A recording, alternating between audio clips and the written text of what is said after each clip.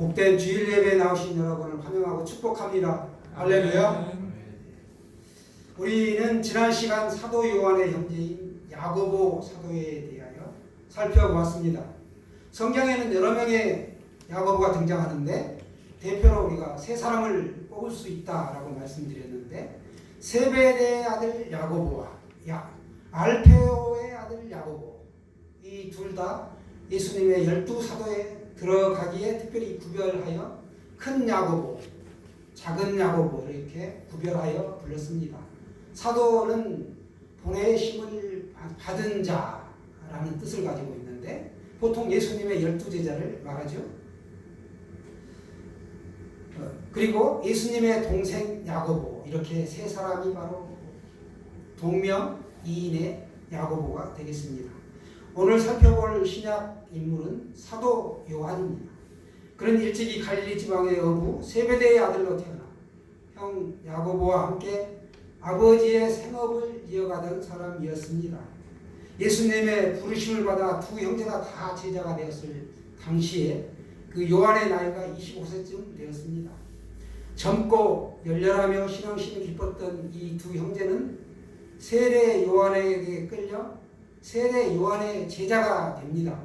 그런데 어느 날 이 세례 요한이 예수님을 보고 이렇게 말합니다. 보라, 세상 죄를 지고 가는 하나님의 어린 양이다.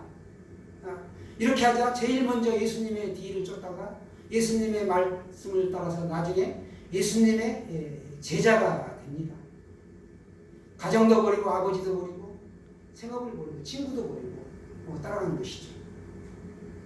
우리 모두는 거룩한 하나님의 어린 양 예수의 피로 속죄함을 받았습니다. 오직 예수님의 피를 통해 속죄함을 받고 하나님 앞에 옳다함을 받았다라고 찬송가에도 말씀하고 있죠. 사도 요한은 예수님의 공생의 기간 동안 우리 주님과 가장 친밀한 관계를 맺고 있었던 세 제자 중에 한 사람이었습니다. 세 제자가 세트로 불리우게 되는데 베드로, 요한, 야고보, 이 수제자 그룹은 항시 같이 주님과 동행하였습니다. 그래서 바울은 이들을 교회의 기둥이다라고 인정하였습니다. 요한의 그 타고난 정열적이고 강렬한 기질은 구세주의 자비로우신 감화와 가르침을 받고 변화를 받습니다. 요한이 그리스도는 이 세상을 멸하러 온 것이 아니오 하나님은 모든 사람이 구원을 받기를 원하신다, 이 사실을 깨닫고 배우게 된 것이죠. 주님에게 있어서 요한은 아주 사랑하시는 제자였습니다. 택함을 받은 제자 요한은 주의 심오한 가르침을 기록하고 또 전파함으로써 하나님의 영광을 드러내기에 아주 적합한 도구로 쓰임을 받습니다. 최후의 만찬이 행해지고 있을 때도 그는 만찬석에서 주님의 품에 비스듬히 누워서 기대어 있었고, 또 예수님께서 그에게 표식으로서 배반자를 가르쳐 주셨습니다. 요한은 예수님을 겟세마네 동산에서 결박하여 대제사장의 집으로 끌고 가는 그 군인들과 그 밖에 다른 무리들을 쫓아가죠. 그리고 또 대제사장과 빌라도 앞에서 예수 그리스도께서 재판을 받으실 때에도 함께 그 자리에 있었고, 또 십자가에 달리신 주님 곁에서 예수님의 어머니와 그녀의 친구들과도 함께 계셨습니다. 함께 있었습니다. 또 예수님은 십자가에 못 박히신 후에 요한에게 자신의 어머니 마리아를 부탁합니다. 요한은 예루살렘에 있는 자기 집에, 또 예루살렘에도 자기 집이 있었는데 그 집에 마리아가 돌아가실 때까지 마리아를 봉양했습니다. 또한 예수님이 부활하신 날 아침 막달라 마리아가 베드로와 요한에게 가서 얘기하죠. 무덤이 비어있다 라고 말했을 때 베드로보다 먼저 그 무덤에 도착합니다. 그런데 정작 무덤에 들어간 거는 용기에 있는 베드로가 먼저 들어가고 요한은 나중에 뒤따라 들어가죠. 그의 눈과 귀가 사랑의 힘으로 생기를 얻게 되었고, 또 갈릴리 호숫가에 서 계시던, 희미하게 서 계시던 그분이 바로 예수 그리스도다라고 주님을 알아보았습니다. 그는 또 성전 미문에 앉아있던 그 안전뱅이를 일으킬 때 베드로와 함께 있었고 산헤드린 법정에서도 유대 지도자들에게 놀랄 만큼 용기를 가지고 있었고 담대함을 드러내죠. 베드로와 함께한 빌립이 한 일을 알아보기 위해 예수님과 함께 또 어디를 가느냐? 예루살렘을 떠나 사마리아로 같이 또 가죠. 베드로와 함께 했다는 거예요. 예수님이 그 떠난 자리를 빌립이 전도하기 위하여 사마리아에 갔을 때 빌립은 성경의 집사로 표시가 되죠. 그때 사마리아에 또 같이 갑니다.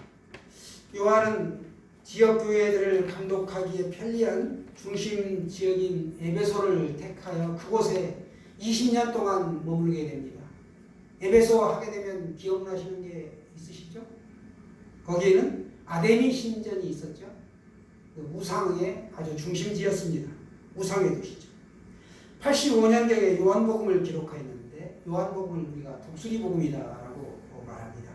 이 요한복음이 독수리를 상징하게 된 것은 자신을 박해하려던 그 사람들 앞에서 예수를 위풍당당하게 전하는 그 모습을 사람들이 독수리와 비교하여 독수리복음이다라고 말하게 되었습니다. 이후 90년경에는 요한 1서, 2서, 3서를 또 기록합니다. 요한 사도가 평범한 말로 선언했던 것이 무엇인가 하면 하나님은 사랑이시다 라는 말씀이었고 많은 사람들을 감동시켰습니다. 그런 이유로 사람들은 어디에서든 사랑한다는 말을 먼저 전한 다음에 자신의 용건을 말했습니다. 우리가 복음을 전할 때도 그렇게 하는 것을 옳게 여겼습니다. 서로 사랑하라. 내가 너희를 사랑한 것 같이 너희도 서로 사랑하라. 이 말씀이죠.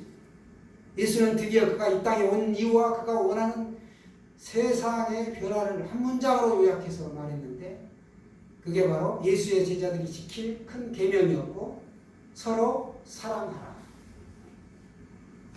내가 너희를 사랑한 것 같이 너희도 서로 사랑하라.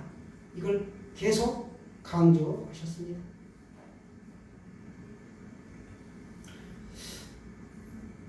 (1880년대에) 일본에 현상금까지 걸린 유명한 강도가 있었는데 그가 7살 난 아들과 함께 아주 호화로운 주택에서 살고 있었습니다.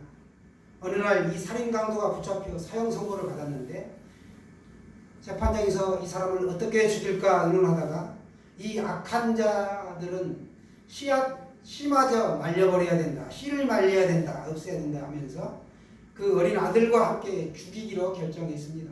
그래서 가마솥에 기름을 붓고 강도와 그 아들을 가마솥 안에 앉혀놓고 밑에서 서서히 불을 지피기 시작합니다. 끓는 기름에 이제 죽게 하려고 하는 것이죠.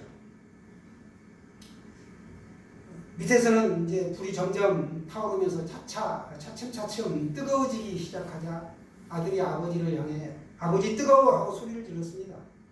이 아버지는 어쩔 수 없다는 듯 조금만 참아라 하면서 품에 꼭 껴안았습니다. 그런데 한참 있다가 아버지 뜨거워서 더 견딜 수 없어 하고 계속 소리를 치며 이 아들이 몸부림을 치죠. 이 가슴이 찢어지는 그 고통 속에서 아버지는 무언가 결심을 하더니 7살 난 아들을 번쩍 치켜 올려서 자신이 죽기까지 아들을 내려놓지 않고 있었습니다. 이 모습을 보고 주변의 사람들이 감동을 받고 악한 자라도 자식에게 이렇게 하는데 이 아들을 살려달라고 외치게 됩니다. 그래서 그 아이만은 위태로운 지경에서 목숨을 구원받게 되었습니다. 마찬가지로 우리 주님은 밤낮 부르짖는 자의 소원을 들어주시는 분입니다. 사랑의 하나님께서 십자가상에서 자신의 아들을 버리면서까지 또 우리를 살리려고 주님은 기꺼이 순종해서 십자가에서 돌아가셨죠. 그 희생 때문에 죄인된 우리가 오늘날 구원을 받은 것입니다. 하물며 이 사람의 사랑도 그러할진데 예수 그리스도의 이 인류 구원의 계획은 엄청난 것이죠.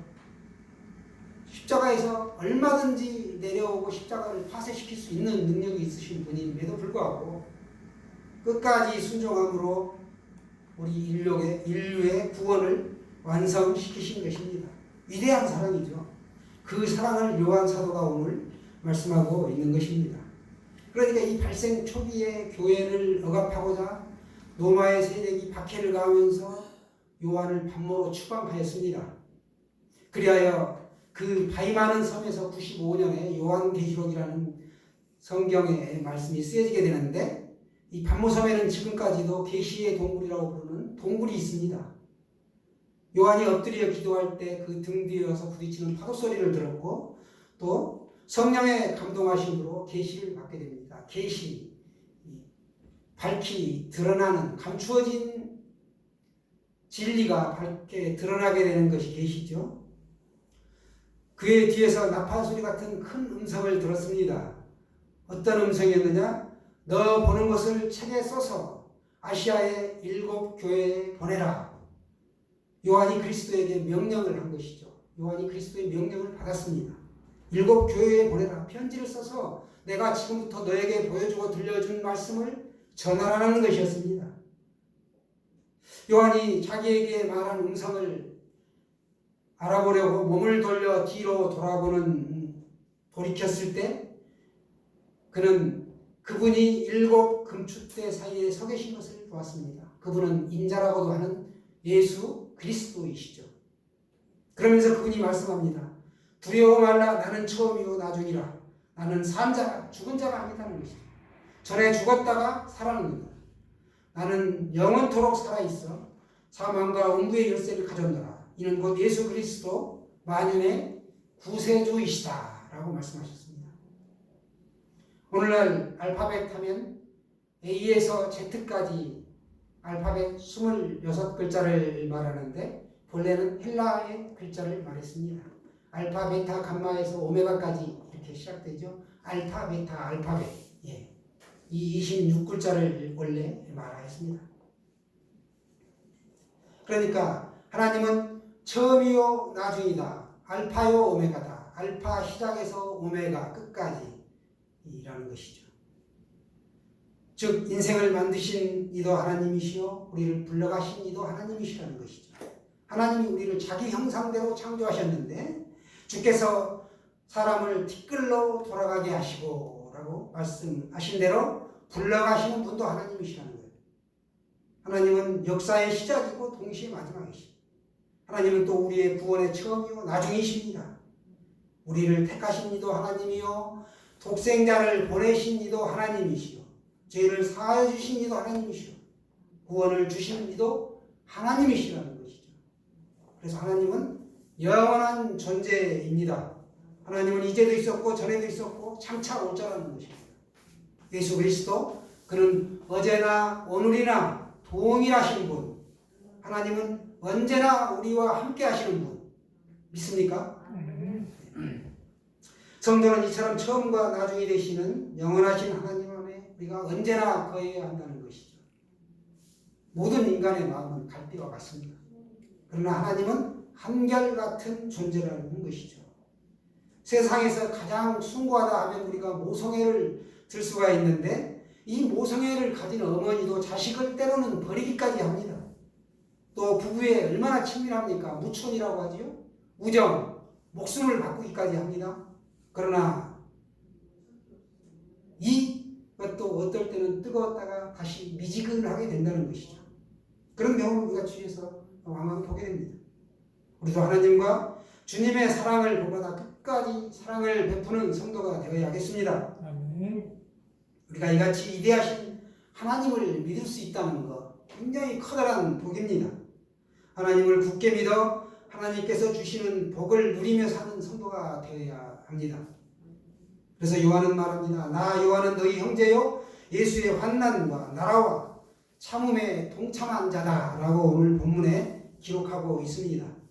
초대교회의 성도의 모습은 주님을 위해 순교를 당하는 사람이 있었고 감옥에 갇히는 사람이 있었고 직장에서 쫓겨나기도 하였고 때로는 재산을 몰수당하기도 하고 또 매를 맞고 이루 헤아릴 수 없는 고통을 겪으며 고난을 받았다는 것이죠.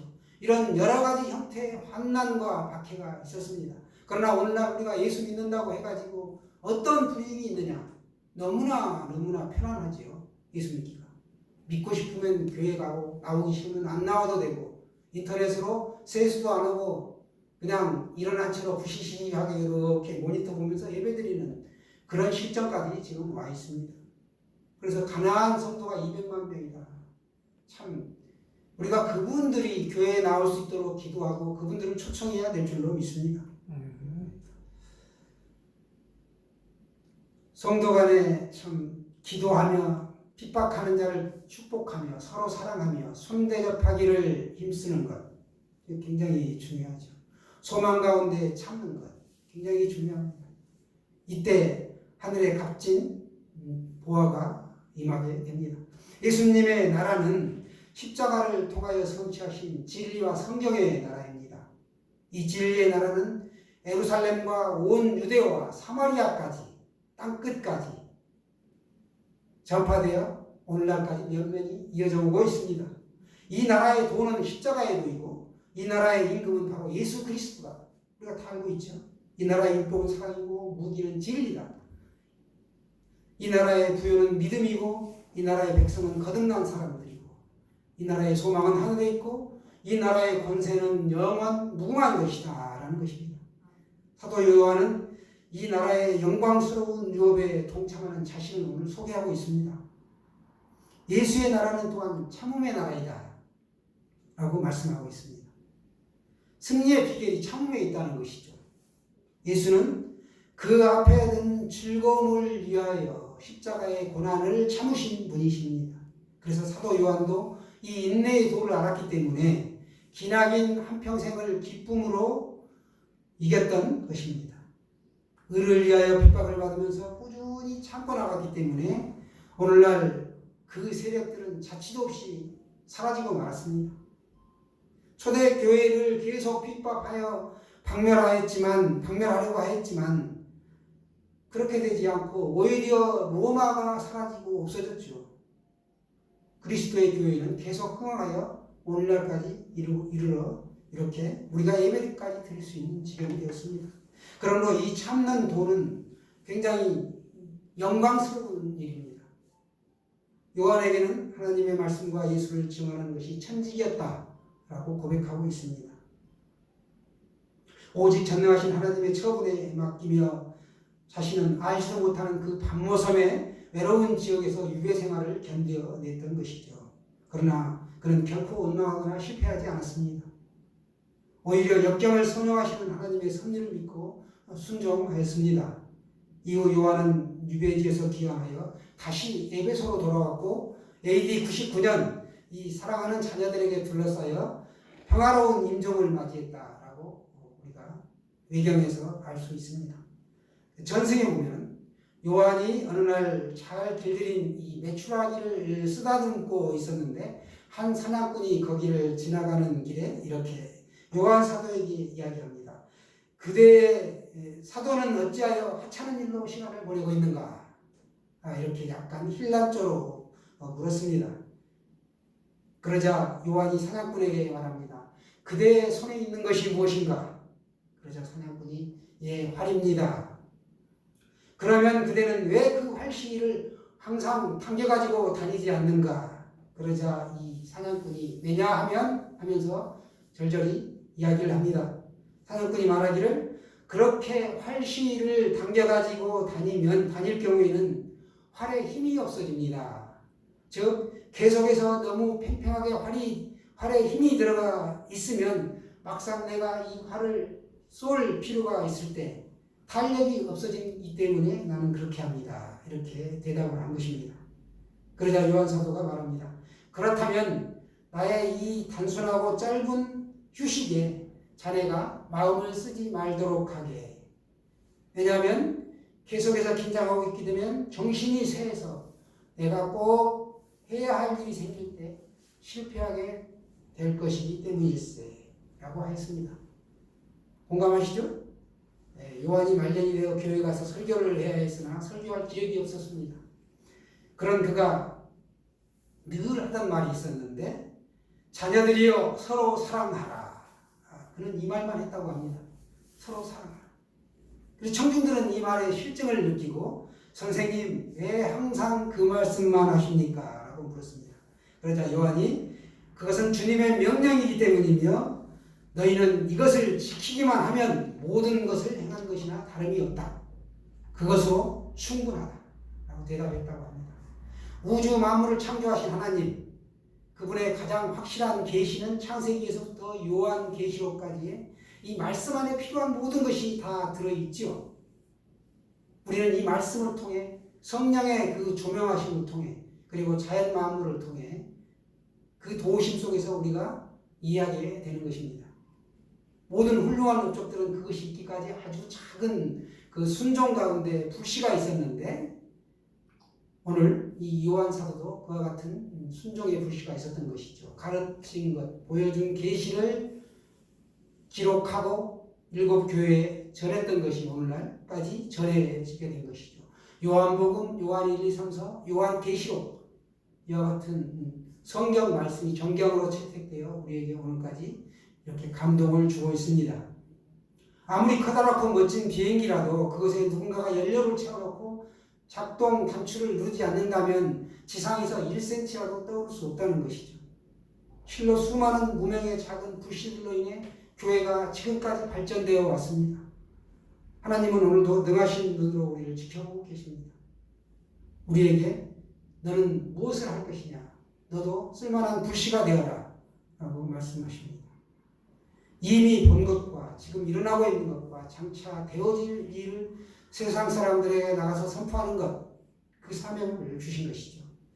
주의 날에 예수 그리스도교회가 반모섬의 이 계시의 동굴, 이 계시의 동굴이 되어 소원할 계시의 동굴이 되어 우리가 마땅히 하늘로부터 그 음성을 듣는 그런 이 자리가 예수 그리스도교회가 되기를 소원합니다. 아멘. 듣고 깨닫고 나가 전파하는 교회 되기를 소원합니다. 아멘. 우리 모두 자기가 자기 자신을 발견하고 사명을 받아 하나님 나라를 전파하는 요한과 같은 예수님의 제자가 되기를 축원합니다. 아멘.